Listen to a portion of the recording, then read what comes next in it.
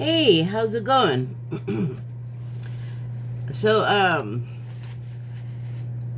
I have some cards, but I was reminded of someone from my past, and it's not someone I knew personally, but it is a person that I remember taking note of, and she comes up from time to time.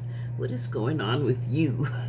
From time to time, just in my thinking. So,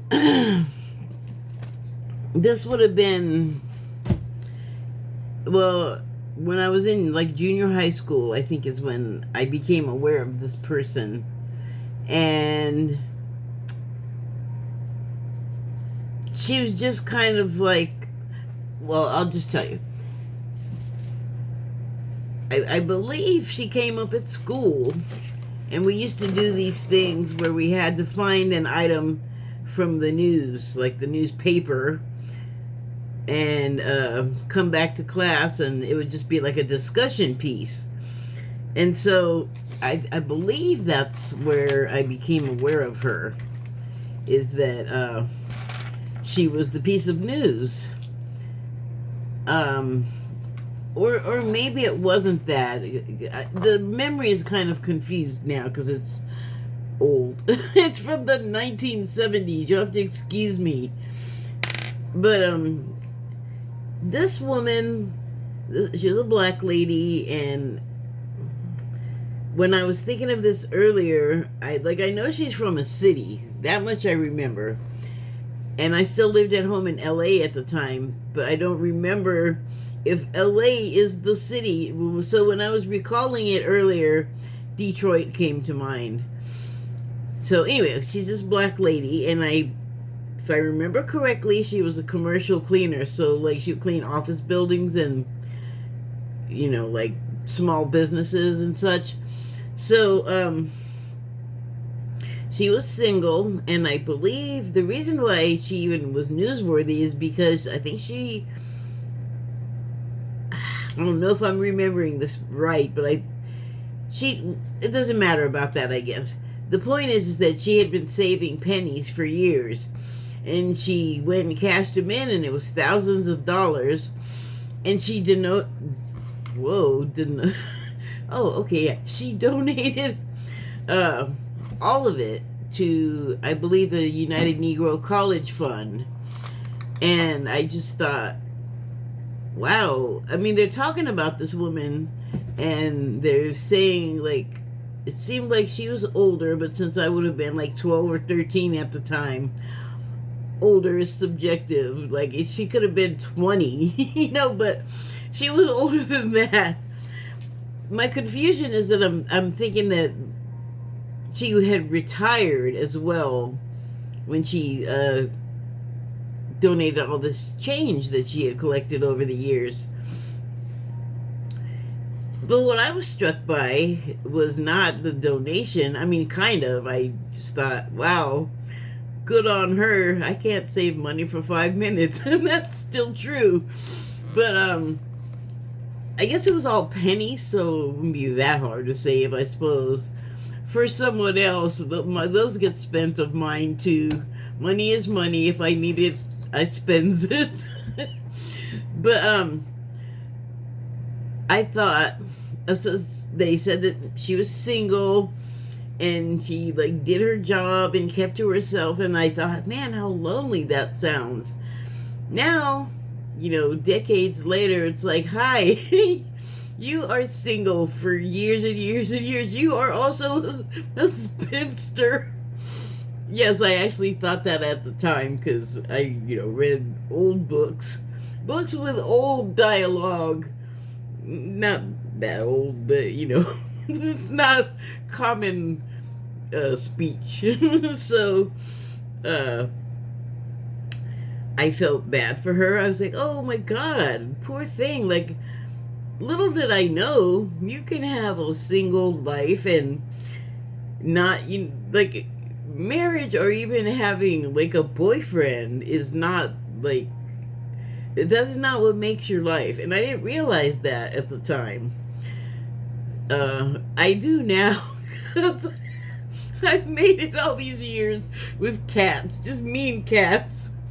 So, and when I recall that and like make the comparison between myself and that person, I'm kind of like, oh, like I don't know who I thought I was. I don't know what I thought my life was gonna be. I still don't know that. But when I felt sorry for her at the time, and what I realize now, it's like it is. I guess it's harder to just be on your own and let that be the case, and maybe you like it. I do enjoy, my solitude. I've lived with people, and I do enjoy my stuff being where I put it down last. Like, I have this thing, I always put stuff in the same place, or I do my best to do that so that things don't come up missing. Like, you just know where your keys are because you always put them in the same place. There's never a dispute. You just know where they're supposed to be. And when you live by yourself, that's usually where they are. Occasionally, things will happen and stuff will move around when you're just by yourself, and you're like, okay, who did that? But there are forces that sometimes they're playful, sometimes they just want to needle you a little bit and mess with you, and they'll misplace things for you, but then you'll find them. Oh, speaking of strange little incidents like that, last week I found this dried flower on the floor, like right next to where I sit, like all the time, right there, like right next to me on the floor. But I saw it when I came out from taking a shower. It wasn't there when I left the room to go take the shower, so when I came back I saw it immediately. I was like, where'd this come from? Couldn't figure out where it came from, and that was I don't know, maybe 2 weeks ago now. And yesterday I was changing something on my board. Oh yeah, by the way, please look at my signs. I might start talking about some show or something, and excuse me for spoiling, but I will do that. So just be aware. And, we're just talking here, right? Nothing to get upset about, except for when your hair's out of place. It's just going to do that. It's a little bit distracting. Sorry about that. So anyway, did you look at the board? You get the idea. So, what was I talking about? Well, anyway, I had this whole idea in my mind about this woman, and then, like, all these years later as an adult, I see how I didn't understand a lot about people in life. I didn't understand a lot about priorities. I didn't understand, like, who the hell was I to pity this woman? Like, actually, I don't myself think so, but apparently it's hard to just be on your own. Like, people are, I don't know why I'm acting like it's something I am not aware of. A lot of people just can't handle the idea of life on their own with no partner, or, I don't know, built-in, or, your family you're born with, or the family you build. Like, some people just can't hang with the solitude. I was an only child. There was, often family living in the same building or close by, so it wasn't like that much solitude. We were always at each other's houses. And even though I have siblings, half in steps, I didn't live with them, so it was like my cousins that I saw the most of. So I didn't grow up like in a vacuum, is what I'm saying. But I was an only child, and so was my mom, and it does make for kind of a more solitary leaning existence. Like, you appreciate the peace and quiet. You appreciate your stuff being where you put it down last. That's the big thing. I'm not saying that I haven't done it myself, but not deliberately. Like I'm thinking of a particular instance when I lived with a bunch of people and a bunch of us didn't have a job. So we'd be hungry a lot of times. And one of us would leave food out. And I didn't realize this until later, but this person may have grown up with servants to come behind you and pick up. But anyway, they would just leave like food out, and then there were a few of us that would scavenge this way. It was okay for some people to do it. It was not okay for other people to do it. The person whose food it turned out to be, which I didn't know. Like, I'd always ask, and then like these other couple of people would be like, "Oh, go ahead, just eat it." Like, I think they knew whose it was, but I don't know that. I think they were just like, "You leave it out. Too bad if it's gone. Like, that's your problem. You blew it." But it came out later in discussion, because we'd have like these household meetings, and it came out like who was leaving the food out and then who was taking it. But like I said, there were extenuating circumstances. But at the time, this person like started yelling at me out of the other two people were there, and they admitted to it. They even admitted to telling me to take it, but I got yelled at. You may be able to figure out what kind of dynamic that was. But anyway, she was all, you just think you can take everything from me because I'm rich. And I'm like, you're rich? Like, I had no idea. And so then she got to feel dumb for yelling at me, because how can you use somebody for being rich when you didn't even know? And also, again, didn't know who was leaving the food out. So if you didn't catch that dynamic comment, what I meant was that there was me, the girl, and then the other two people were a couple of guys. And I think she had the hots for both of them, so I think that's why I got yelled at. But like, they knew she was rich. I didn't. Interesting how I got yelled at. That's that dynamic I was talking about. Now I'm all sidetracked. So back to the lady and being solitary.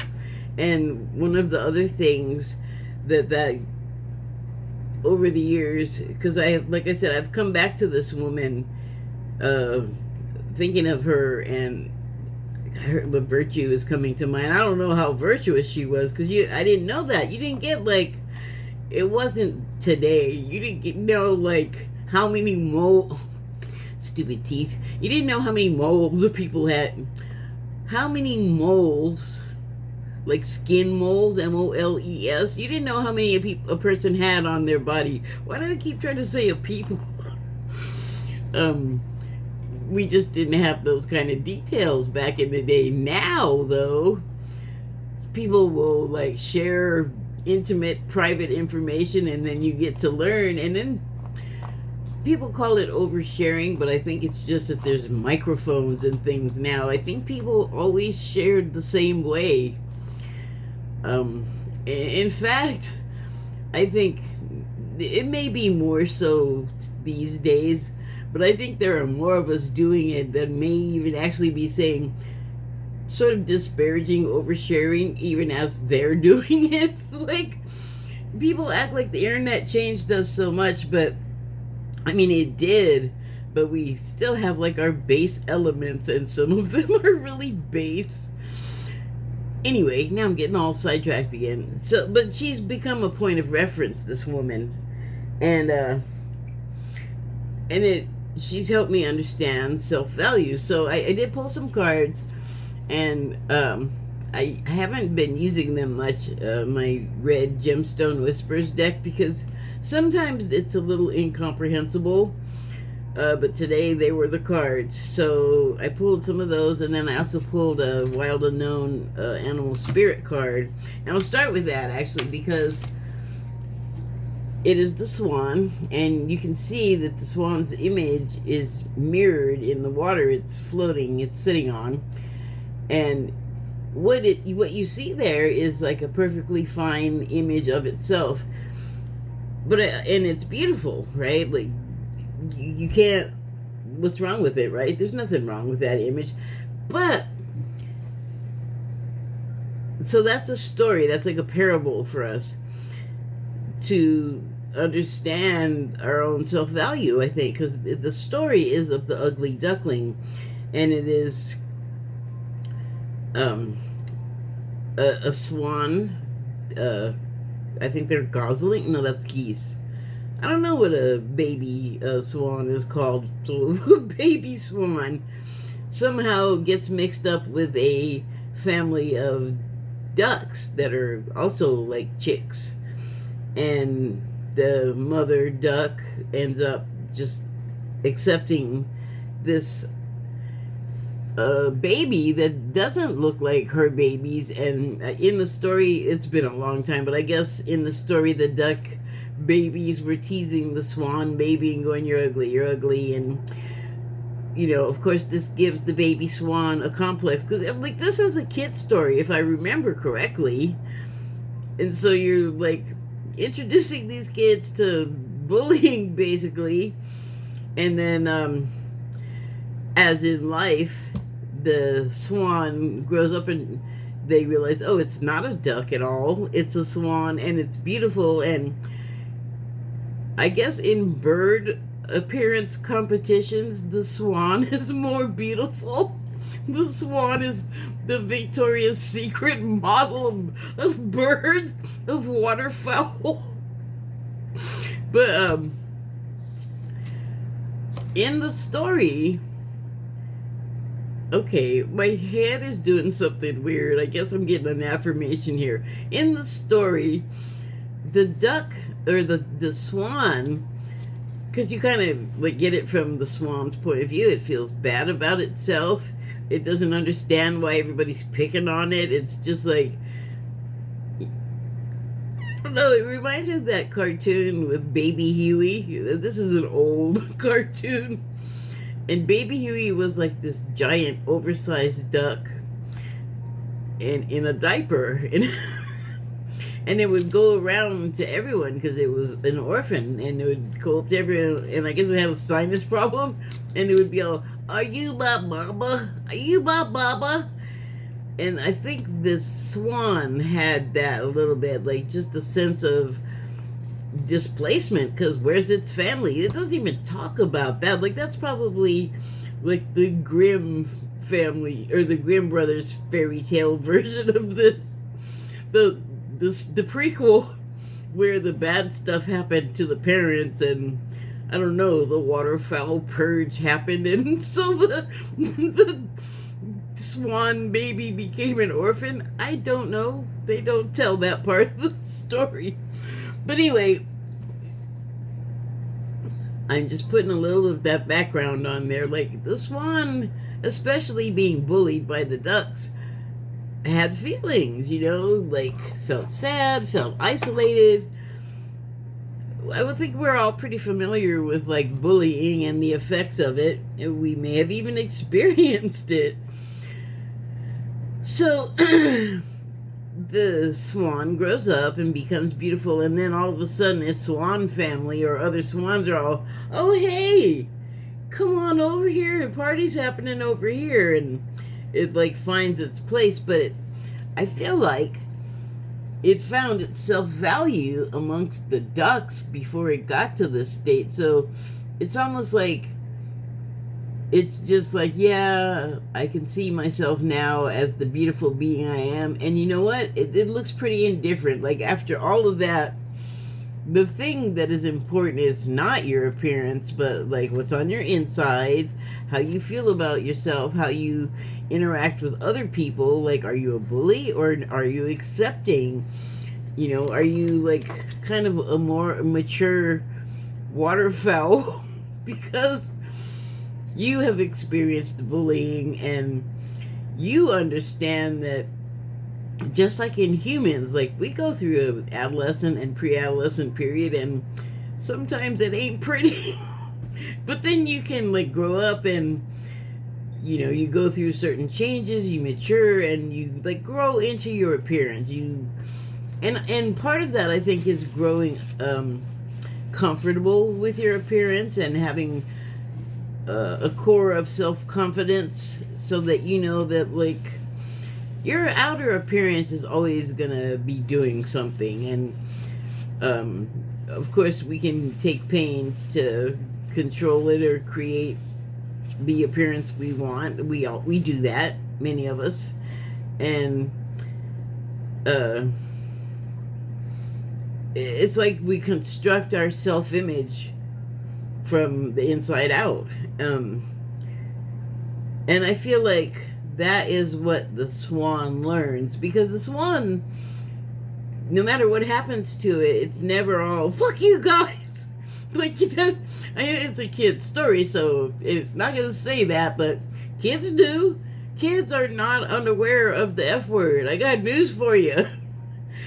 Anyway, I just felt like it was a lesson, the swan, of growing up like different and finding a way to like find comfort with the world by finding comfort in yourself first. Like, no matter what happens, I got me. Like, at least you can always say that. And so I also feel like that woman, like I don't know, feeling sorry for her, but in a world where like Valentine's Day is Valentine's Day, but really every day is Valentine's Day in America, at least, because we live in like a huge rom-com or something, and everyone's always searching for love. And I think more and more people are becoming aware of this lately. Yeah, okay, sure. Recently, that's the one. Because we're realizing that appearance is not like the biggest thing. It is the first impression. It'll smack you. It'll make an impression often, but it's not the most important thing. What is the core of a person, because do you even like them? Like, they can be the most beautiful person on earth, but if they are a stinker, let's call it, we'll keep it clean, or we'll dirty it up a little and say they can be a fucking asshole. I don't know, you just learn to find your way. So I feel like that woman, we did not get like a whole lot of details. It was a very brief report, like a TV news item or newspaper, whatever it was, but it was small. It wasn't like a multi-page piece in a magazine, a glossy it was just like this quick little item, like the news does. Like, we got this one little good, feel-good story, and we'll just cram it in there with, like, I think this might have been when it was, like, the Reagan era, and it was, like, Crack World, and CIA. Like, we know the story now. Anyway, of cocaine and crack, and the DEA and the CIA. Like, oh my goodness, such a mess. Don't get too far off track. But I had all these impressions in my mind about this woman because details were not really provided. And I was a child. I didn't know what the hell I was. I did not know. So, I think, and then in society, I think it takes a certain amount of fortitude to be able to be happy as a single individual, because the pressure from even just other people, but the media and advertising is so, these narratives of like, you must fall in love, you must marry, you must find your soulmate, your twin flame, your person, you gotta find them. And it's like, yeah, we have that, we feel it, thank you. You don't need to like pour gas on it and light it on fire, but that's what we do. So then our perceptions of it just are crazy and unmanageable and unaccomplishable. I mean, okay, so I just feel like now, this time that I'm remembering her, the lesson is like, be self-secure. You can. And it also goes back to like the spiritual teaching that you're never alone, like we're all connected, here's that connection.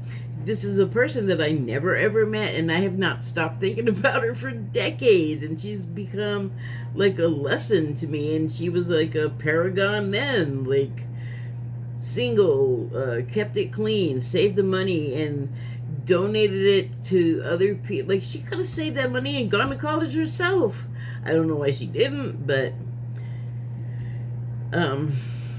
she didn't give in to the pull of society to be like, you have to find a mate, you have to do things this way or else you're not right. I was a child and I was like, projecting this on this woman. Like, I was just completely missing the point of her. I get it now. So the Gem Whispers cards, pulled a few that I picked. The first one is Chalcedony, and it reads, create. Life isn't about finding yourself. Life is about creating yourself. As usual, I'm going to argue with this point a little bit. I think you have to find yourself to figure out who the hell you're going to create. So I wouldn't like cancel out one over the other. I think it's like a multifaceted process. So there's the beautiful gemstone, and it does look like I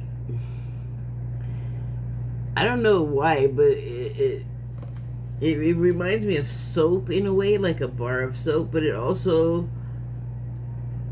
looks like a pool that I want to dive into and just like sort of immerse myself in.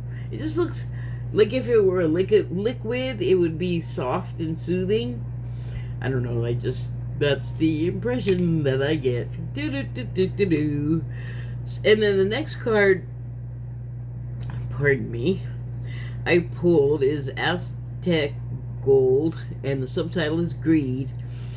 And it reads, our eyes, let's try that again. Our eyes are bigger than our stomachs, and that we have more curiosity than understanding. We grasp at everything, but catch nothing except wind. This card to me represents so much about society right now, and capitalism, and the way that capitalism is harmful to society.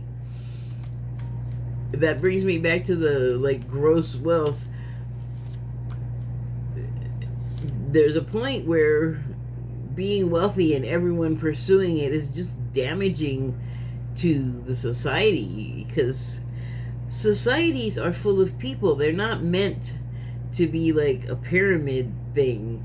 We have tried that. We have done that. And that's why there's so few monarchies anymore, is because it's unwieldy. And as time goes on, people get progressively wiser and less willing to take crap from some rich fat fuck that thinks that you should do things the way they say. And it's like, but you don't live my life. You don't know what I go through, and I definitely don't know what they go through. But you know what I don't try to do is dictate what the hell they're doing, unless it's damaging everybody else. And that's why I am just going to keep firming my belief that at some point, wealth has got to be criminalized, because it becomes harmful to the rest of the world and society. Because it's not just you. It's not just about one person. And we often, like when I was a kid, like making all these judgments on that woman, we have more curiosity than understanding. So I was like hearing these details and just instantly created a whole scenario, and I have no idea if it was right. Like, so what if she'd never married? Maybe she fully had a significant other. It sounded like she lived alone, but maybe she didn't. Like, I don't know. They didn't really provide that kind of detail. And, that's what we do. We fill in That's kind of how our brains work and our vision works. And it's like it comes in as one thing, but our brain does stuff to it so we can understand it. Then gotta change it to something else. Don't go down that rabbit hole and get lost. So, more curiosity than understanding. I guess I was curious, like there were things that I didn't understand, and I had to like make up stories about her to make it make sense to me. I guess I just didn't have enough details, and I couldn't hang. Like I just couldn't do it. And so we grasp at everything and catch nothing but wind, but I feel like we don't realize it a lot. Like, we'll just latch on to some substanceless idea, promotion, group, politics, and here's something that I can't even say that it's only on the right, where they're like, don't look at anything but news that agrees with you. That's all the way on the conservative right, and everything else is a lie and fake news. Actually, the reality is a little bit of all of it, but mostly somewhere in between, I think.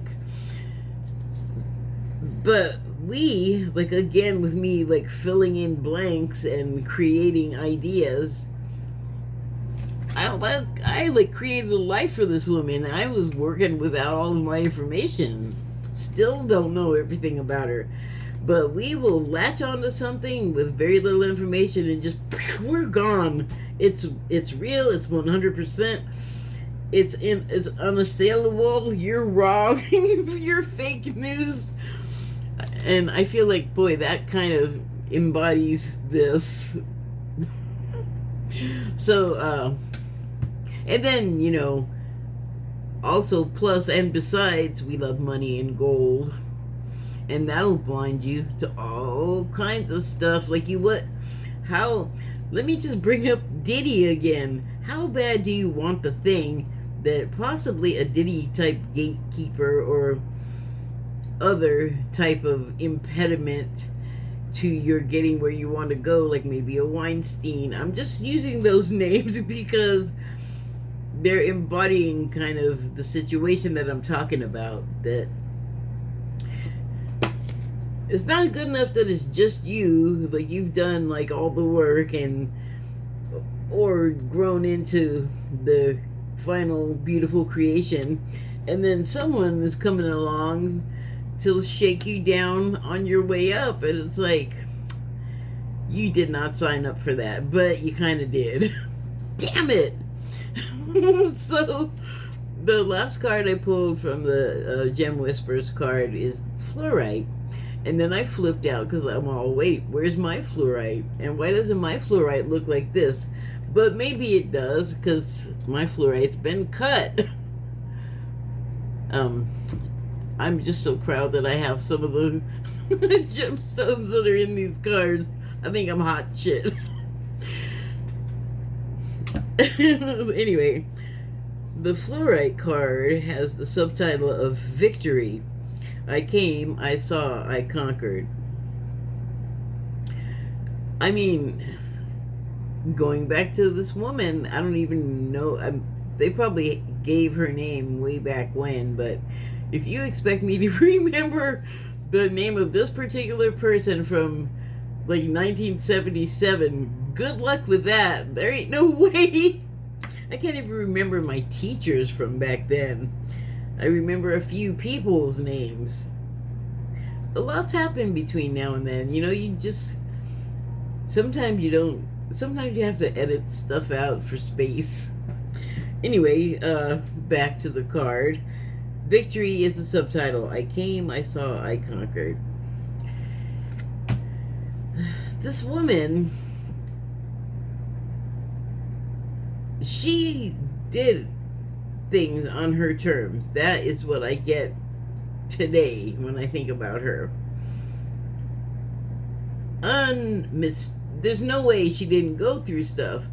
A, she was a black lady. B, she was a lady.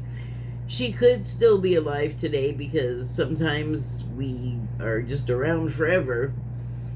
But, I mean, she was obviously a woman back there in the 70s when I was a kid, so she'd be pretty freaking old by now. I just don't know that she's still around, but in a society where you're expected to marry and then you're mocked if you don't, or people are wondering what is wrong with you, hey, she could have been a homosexual too, which would have been a third thing that would have been hard in life. I don't think I have to explain that for people. And then she did it her way, which, if I look back in like military campaigns, like I'm gonna go all the way back to Alexander.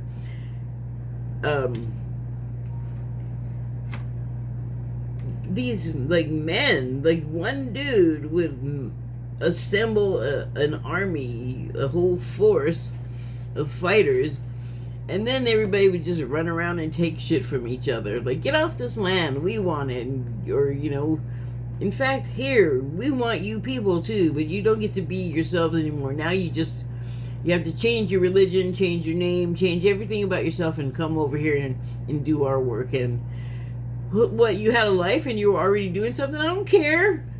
This is me and I want. I just want what I want. Who cares about you? I gotta succeed. If you are trying to succeed, go for it, but get out of my way. If you don't get out of my way, I'm just gonna walk on you and take your stuff. I feel like that's the prevailing attitude then and now. This then, like Aztec, hi, who are you people? We're from Spain. Well, we're Mexican Aztecs. Long time ago that we've been this way. I don't like it. So, I feel like under the radar, this woman, she just did like a very thoughtful, loving thing. And I don't know if she may have done it more than once. I mean, you can collect a lot of change for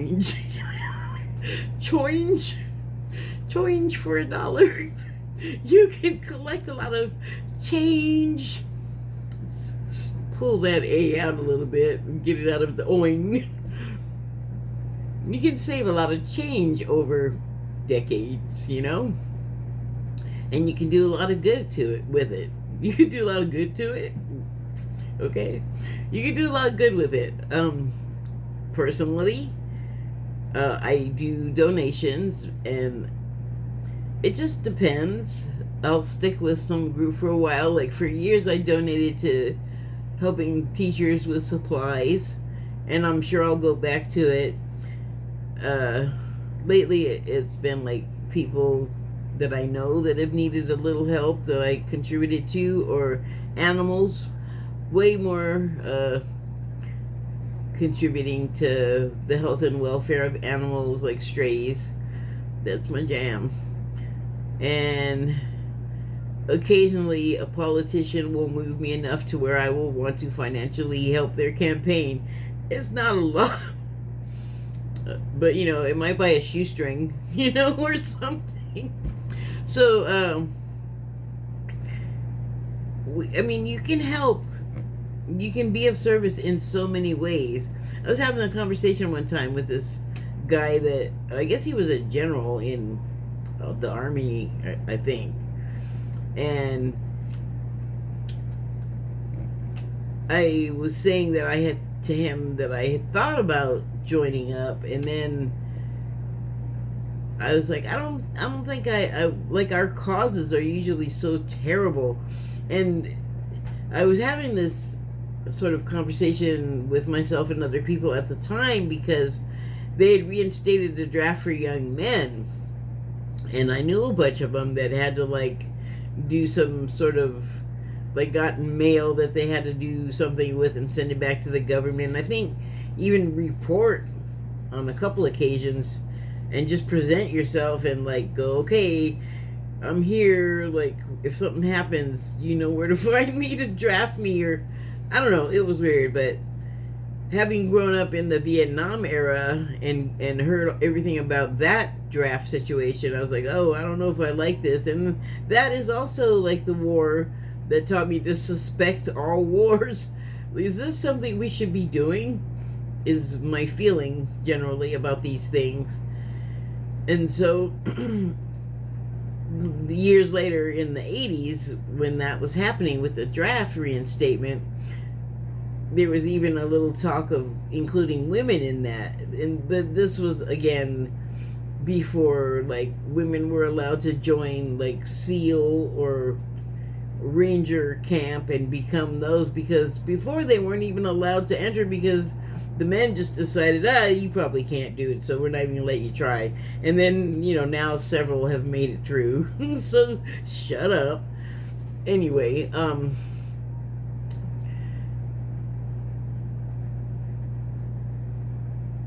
this woman, I told this guy that I was talking to, this general, like, that there were other ways to serve.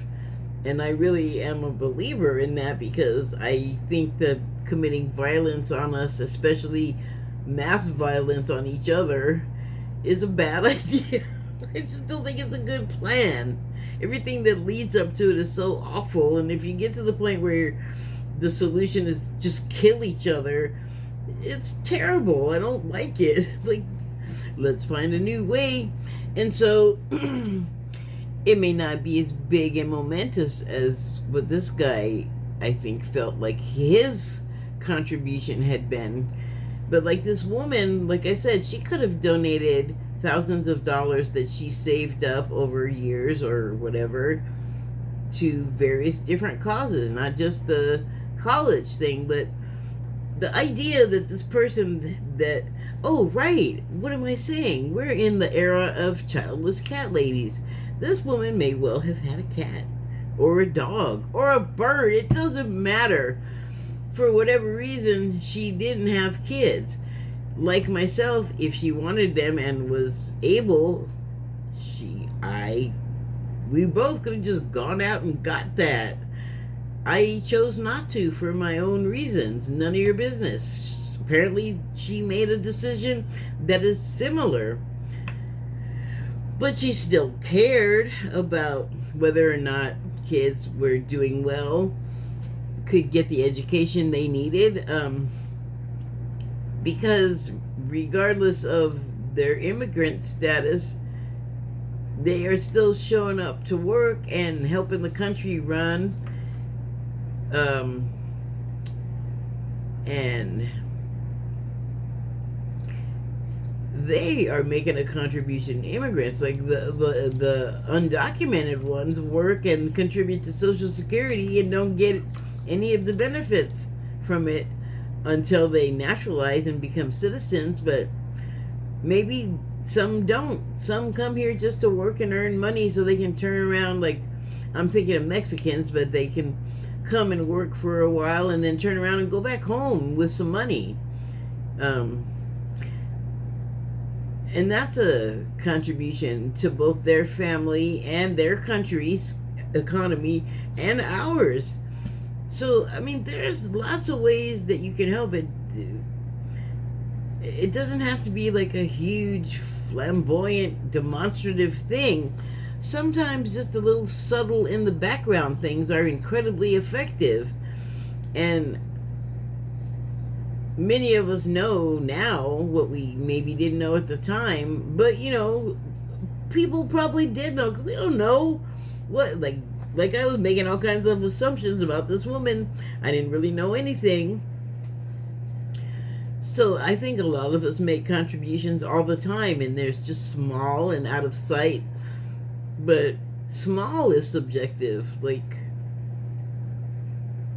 a smile can make a huge difference for a person. It can make a person who is maybe feeling suicidal decide otherwise and go in a different direction. Like, instead of just checking out, going to say, you know what, I feel better. Like, I feel like I can go on with my day. And that just has endless possibilities. if you're positive, I think. So I guess the lesson of that woman is just that, well, not just, I think there's a few.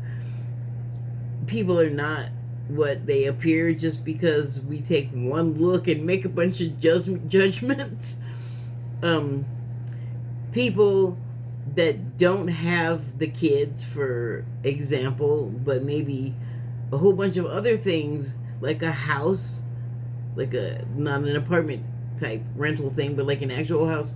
There are all kinds of things that you can be affected by and that you can affect that may not directly affect you.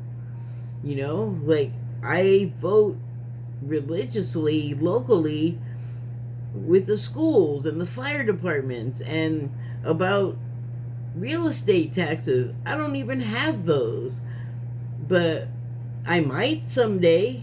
I might have kids someday, you know? So, I mean, it's just silly to just be all, well, you're this and you're now, what was that stuff they froze Han Solo in Star Wars? All the cat ladies. No. It's like, don't relegate people to useless when you don't even consider all the ways that they can be completely useful, helpful, loving. Like, you know, our attitudes make us make kind of uninformed, dumb decisions. I had taken some notes, and one thing today that kept coming up was blank spots or void areas, and some of it was in like some spiritual stuff that I was listening to, but the void spots reminded me of like sort of now where massive change is taking place in society, like all over the world, and so we are affected by these things, either like from our feelings about them, like with the wars, those generate a lot of pretty strong emotions, and we absorb and emit so much that we're just not even aware of. That's pretty powerful, and it makes us act out, which leads me to my final point, hopefully, but nope, I didn't finish the one I was working on, the void spots. So that one I was just saying, with where things are changing and it's so rapid that, wow, I mean, it takes a minute to register and process, but things are continually changing, so it's just, it's like a recalibration that I personally have to make to sort of align myself with the speed of, with the rate of things that are happening.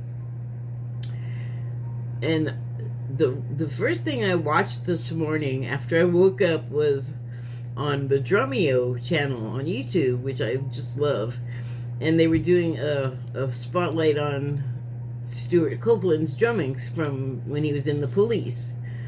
And he has a particular style, and his style is influenced from places he lived as he was growing up, because I believe his father was an ambassador, so they were all over the world. So if you're familiar with the Police, then you know that they had like a reggae thing they kind of went back to a few times. I feel like it just sort of was in the music, and then that would be,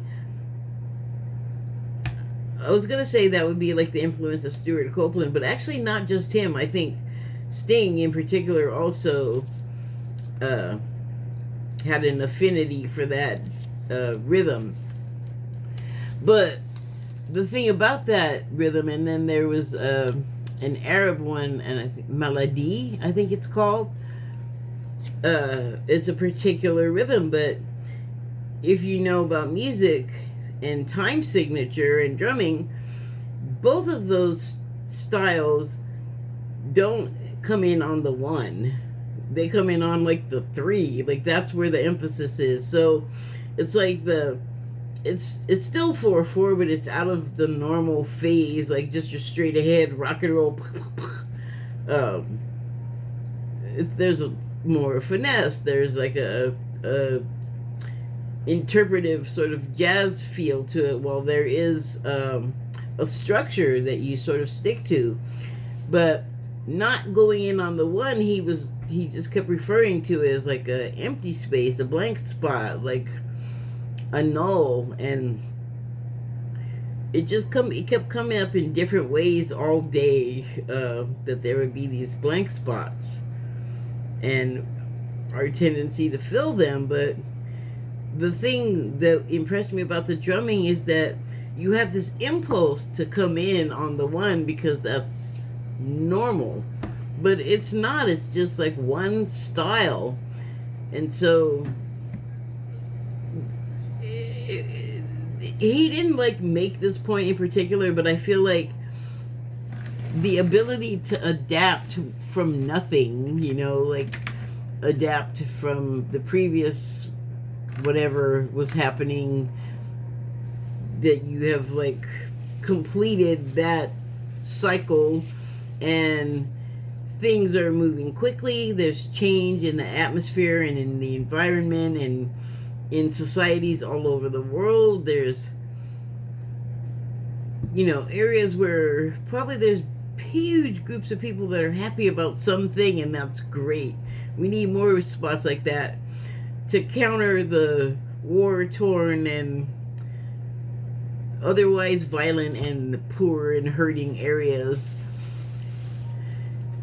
And all of those things are also recalibrating. And so here's my final point that makes all of it kind of more crazy, but you just have to like adapt and blend it in. And that is this second moon that we are having temporarily. And my first impression upon hearing about it was like, okay, sure, something else will come into the area, and it's hanging around for a while, and I don't understand that quite as well. It's almost like it gets stuck in what I have called the space snot. I don't have a picture of it right now, sorry, but it's just that weird like mist and cloud looking stuff in space, and it's just like there's no atmosphere. What the hell is that? Like, to what I know about those things, that it doesn't compute. It doesn't make sense. Look, I'm getting all stressed out about it because I don't know what's going on with it. I don't have time right now, and it's not even important, but it bugs me that I don't know. I'll figure it out. But my first impression was they described it as it's not really visible to the naked eye. It depends on where you are, and it's going to be sticking close to the moon, the regular resident moon that we have. So this sort of passing through temporary resident in our solar system, I'm all, okay, it's just a speck. They're describing it as a speck. It's not visible to the naked eye. I don't know. I was just like, okay, second moon. That's what they're calling it. I'll go with that. I did not think immediately, and actually it took somebody saying it today for me to think about it.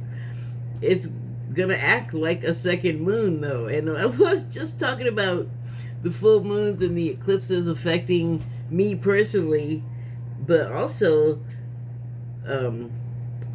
it's reflected in all of the uproar all over the world, like the violence and the discord and just pain and stuff screaming out in places. Yeah, 2 moons, awesome. We're already nuts. Like all of the crazy stuff going on, like American politics, American like race stuff, the whole LGBTQ, like everything right now is like, we gotta figure it out. We gotta settle it. All things at once right now while it's crazy because we have 2 moons.